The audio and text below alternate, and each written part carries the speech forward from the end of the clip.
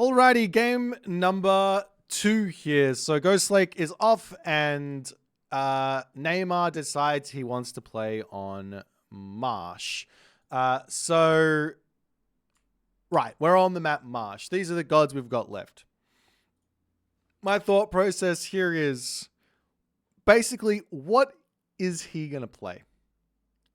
Odin makes sense on this map. There's so much hunt to kill off with your raiding cavalry to mass Valkyrie. It just makes sense. Odin on this map is really, really good. Other gods to consider here is Loki as well. Another like high hunt map for Loki is nice. I guess Fushi makes some sense here as well. High hunt, meaning he doesn't have to worry so much about farms. Shenong doesn't make sense here. Gaia doesn't make sense here. So he's got kind of 2.5 gods that he's going to pick. So what am I going to do? Well, what's the best counter to Odin in the game? Egyptian. I'm going to pick Isis. So we'll see what he gets. And we jump in and schmack. And it is Isis versus Odin. So Isis is just really, really good here. Let's jump into it. Let me just do this as well. So Isis versus Odin on this map. What's my thought process here? Well, there's 2 strategies that come to my mind immediately, but to be completely honest, I can literally do anything here. Anyone who says that Egyptian is one-dimensional, I'm sorry, this god can literally do anything. Whatever she wants, and it's good. I had this chat about this afterwards. Isis is literally like, she's got S-tier strategies, right? Which are the strategies you're going to see in tournament a lot. But her A-tier strategies, which is like a clip below, are strategies that still beat everything if you play them well. Of course, this is all if you play them well, right? Other gods have got their S-tier strategies as well, right? And their A-tier strategies, their B-tier strategies or whatever. But yeah, okay, so 2 strategies come to mind here. First one is Anubis with Spearman and Anubites to kick it off, and then we'll just react to whatever my opponent's going to do. And the second strategy is the Rappel opening, which I really, really liked, which is a fast second town center with a second Anubite and Feet of the Jackal coming in really, really quickly. So I'm actually gearing up to do that strategy here. You can see I'm trying to empower the monuments of the villages, trying to do everything, trying to move my priest around. It's very micro intensive.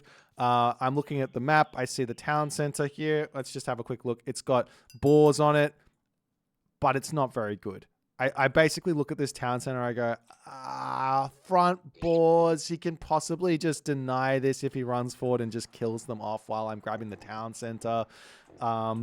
We've got back boars over here, so far from the town center. The gold mine's kind of average. I see this town center over here. It's the similar situation. Boars on the front. I do have boars behind this town center, but it's so far from my base. And I go, you know what?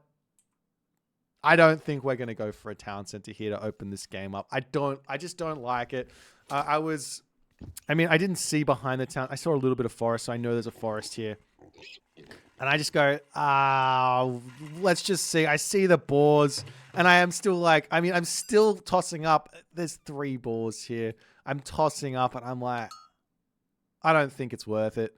Let's not do the town center. It's technically the safer option, but not on this map. It's not looking good for the middle of the middle town centers. I'm gonna lock in going for something a little bit different.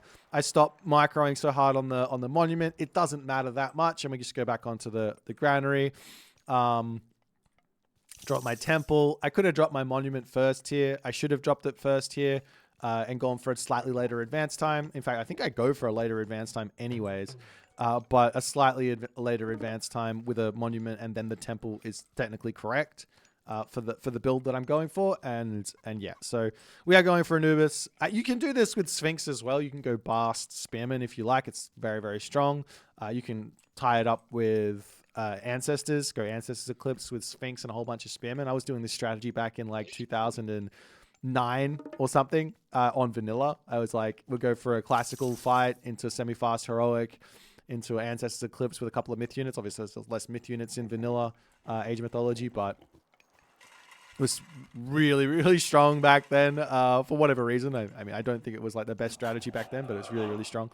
For my level, for the level of the Age of Mythology that was being played back then. So yeah, we go Anubis. It's going to be a 4:45 advance time.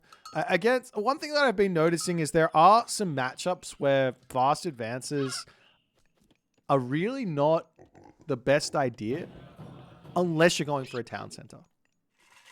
So if you're not going for a town center, we're playing one town center ideas, right? There is a little bit of mind gaming going on where it's like, well, we go for a late advance time. Town center isn't optimal, but I'm going to take it anyways. Because your opponent's going, well, they're not going to go for a town center here, are they? If we advance at 3:15, right, and put pressure on straight away, and you go for a 4:45, there's no way you're going for a town center. So then they back off, and they try and defend their own second town center that they're trying to grab on top of you to give themselves the advantage. And then you grab it anyways. So there is some mind gaming going on. But anyways, we hit the classical age. I'm going to grab myself Feet of the Jackal first. I thought about sending my Anubite forward here. And then I thought, if it gets caught by a Valkyrie, this is the way that I play against the Anubites. If it gets caught by the Valkyrie, it's just dead. So I say, what I'm going to do is I'm going to wait until I see the Valkyrie enter my base. And then I'm going to go and send it across the map and look for some damage.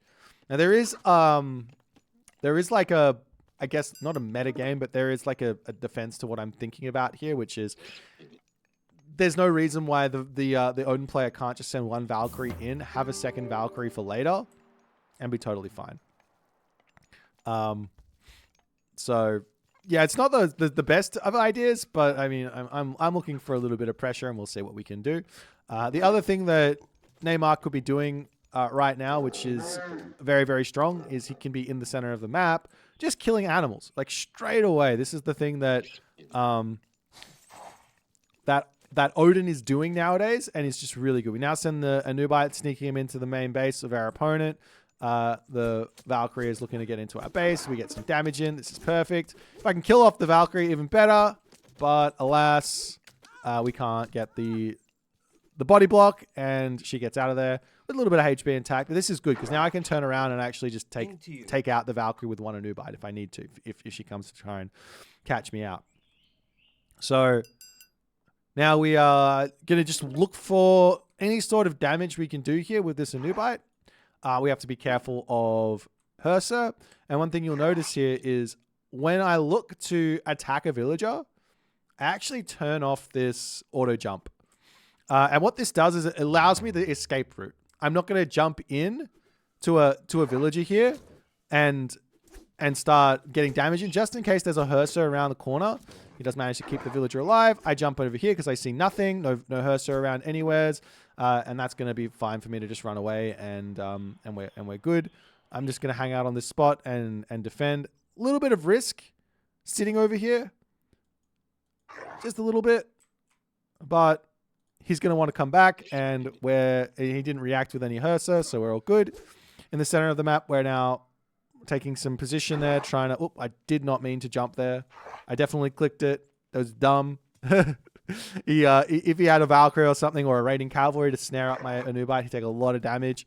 But now we're in the center of the map, and we just have to start setting up vision. The other thing here that is important is, because Neymar hasn't killed any of these animals in the center of the map, well, guess what we're going to do? We're going to kill all the animals. Effectively, you have to think about this a little bit like playing against the Rus in Age of Empires 4 before they got their rework. For any Age of Empires 4 fans out there, those who don't know, Rus used to get gold for killing off deers. It's a really, really silly mechanic, but that's why it got reworked, I think. But against Norse, it's very similar. They get favor if they kill off the animals. So we are going to just basically kill off everything in the center of the map. Or at least we're going to, yeah, well, that's basically what we're going to do. Just try and kill off as many of those animals as we can. So I see he's got 2 Valkyrie. I'm going to get my priests in. As soon as I see the Valkyrie, I go, okay, let's bring our Pharaoh forward as well. I do not want to risk... I don't need extra economy here, right? I literally just want to be able to kill off the Valkyries. So this is really, really important. We're going to take a fight. He pushes out. He's trying to use the forest fire. I know he's using the forest fire here. I run back straight away. I want to pause here and just talk about forest fire. The way to use Forest Fire on the army is not your army wedged against the tree line. It's their army wedged against the tree line. So you want to surround them on a tree line and click Forest Fire. That's the way to use it against the army. Or you're going to use it on villages on the wood line, right? You don't run up to it and click it because it's going to be a little singe and we just run away. It's not a problem. And we keep fighting. I mean, the other thing is like the actual range. Actually, I'll show you. The range on it is what? 3 meters. So it's like this much. It's tiny. So you have to be up on top of it, right? And this is a pretty easy fight for us to win. I don't know if you're looking at the population difference, but we were way in front on that one. He had no business taking a fight here. If you're playing Odin and you're facing this strategy, turtle like a crazy man. You've got a turtle. Like the map that he has is actually pretty good. He could wall this off. He can try and get heroic gauge. He can go through Skadi. He can put walls here. He can put a hill fort behind the walls. Get onto this gold mine. Grab this town center.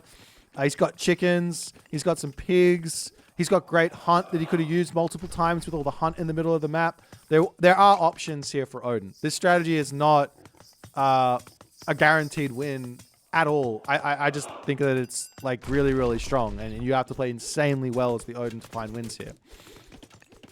But yeah, there's some options here for Odin for sure. But we got a commanding lead right now. So the next step in this game is to, if we can force a fight, we force a fight. Otherwise, we are looking to kill off all the animals on the map and just limit favor as much as we possibly can. Look for raids down onto the bottom, here onto that gold mine, get some scouting and see what's over onto this side. I know there's 2 gold mines on his map, on his map somewhere. Unlike Ghost Lake, I think it's probably more likely that there could be a gold mine over here. But we just gotta scout and see exactly how lucky or unlucky we are. We see the gold mine here, so we go, okay, there's a gold mine there, there's a gold mine here, and we see the villagers here as our spearmen can come through and get some damage. So nice little raid. Serpent spear to come through as well.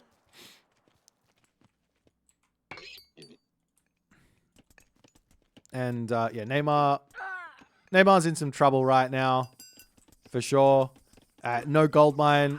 His army is hurting.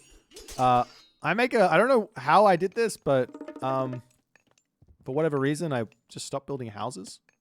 So don't do that. Make sure you build houses.